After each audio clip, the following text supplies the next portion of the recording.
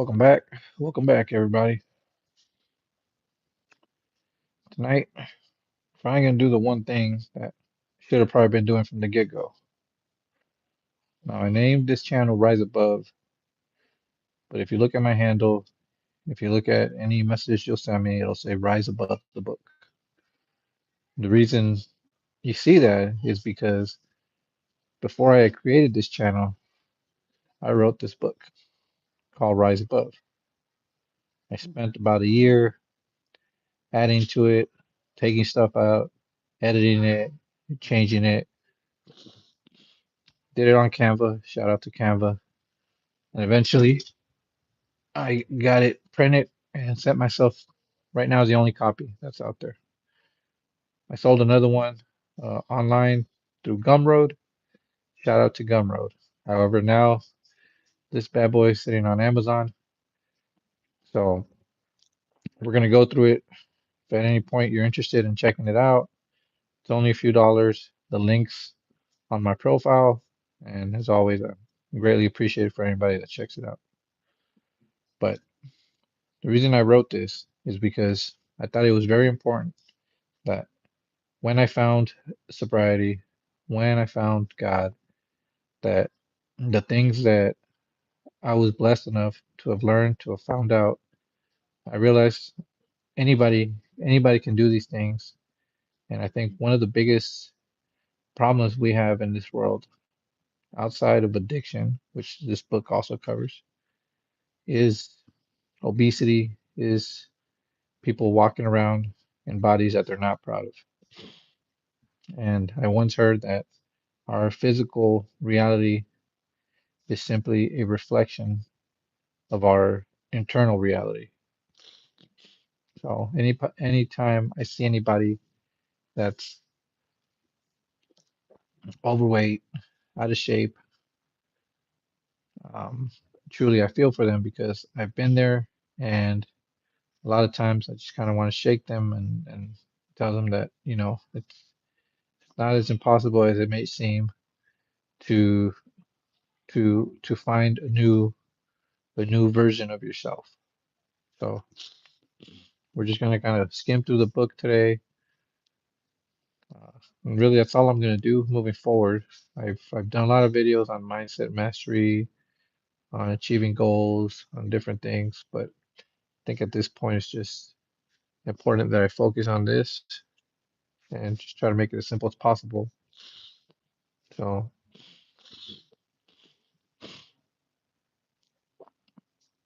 let's see.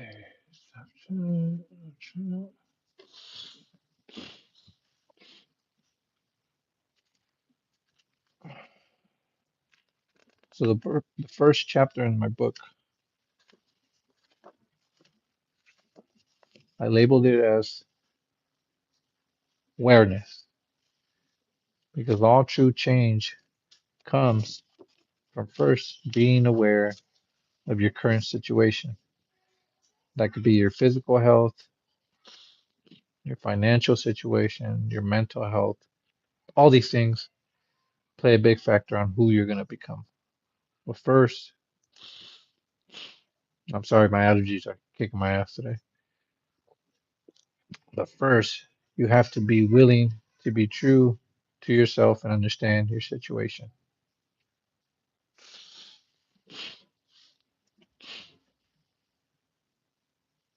Let's see if we can get anybody on here right now. So far, no one's on. So I'm just going to read a small part from this book.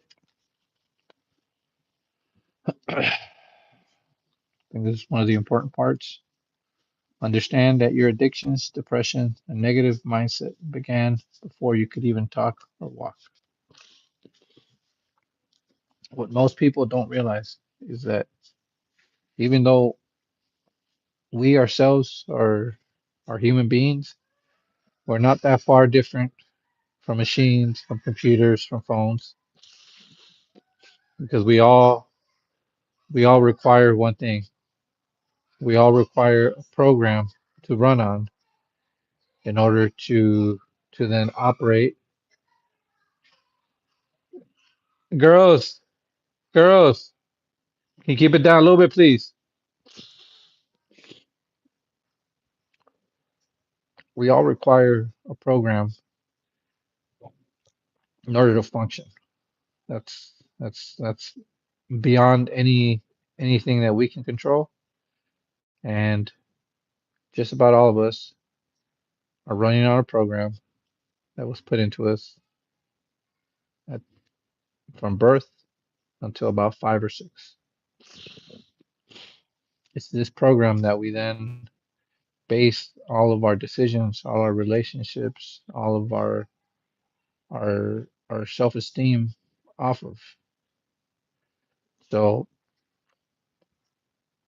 if for whatever reason you feel like you've never been good at handling situations, handling tough things going on,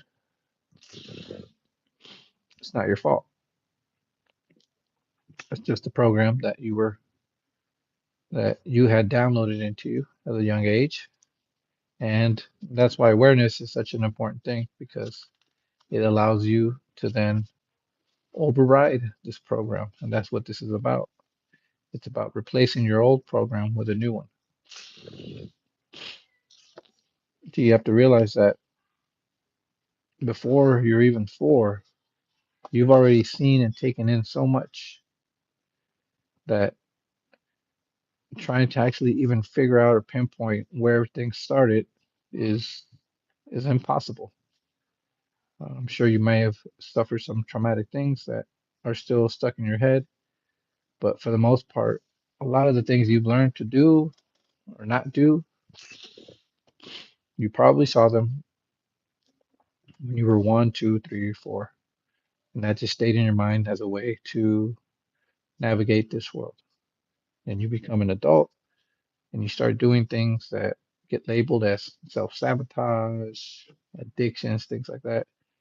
But like I said, even though we're all in control of the things we do, the truth is we run on a subconscious program that kind of dictates more the things we think and the things we do. So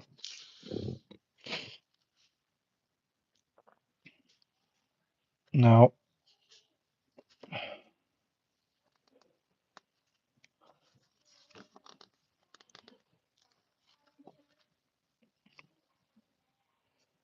once you're able to realize that, okay, your problems, your shortcomings are not actually because of you, but because of what you were shown, what you were told, what you learned. Well, then the next thing you do is figure out how to override that, how to change it.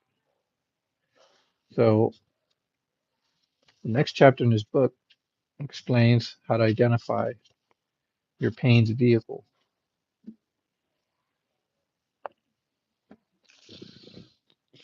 Most have one dominant addiction, a dependable source of a quick and familiar high, short pleasure and lasting pain. It's made you feel powerless, flawed, but there's a hope, a formula built from disciplines. Identify the vehicle driving your misery, whether alcohol, food, shopping, or inertia. Don't run away, or even worse, ignore the pain. Face it head on, because real change only comes when we push ourselves past the pain and uncomfortableness. And do not associate your identity to it anymore. Deny any focus or energy to go towards your vehicle of pain. So we're gonna just leave it at that tonight. It's gonna be a very short live. Not too many people got on here, so hopefully the replay of this will touch somebody. Somebody needs to hear this, and like I said, the link's on there, you guys. It's a few dollars. Obviously, we're gonna dive deeper into it. Just wanted to start there. Appreciate you guys. Have a good night.